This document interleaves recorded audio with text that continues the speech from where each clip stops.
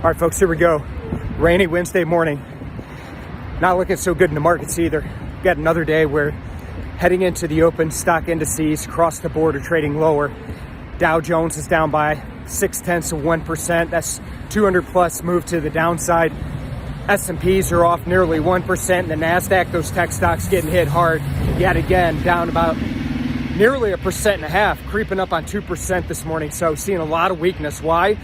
Well, we had a number of Fed governors coming out yesterday morning, or just yesterday throughout the day, saying they're going to need to be aggressive on raising rates to get in front of inflation. So yet again, we've got the inflation story coming into play, putting a lot of pressure on these markets because it looks like the Fed's getting ready to act, and they're getting ready to act in a big way. So you got that. You look over at FX, we're seeing some dollar weakness this morning. Euro, pound, both trading higher.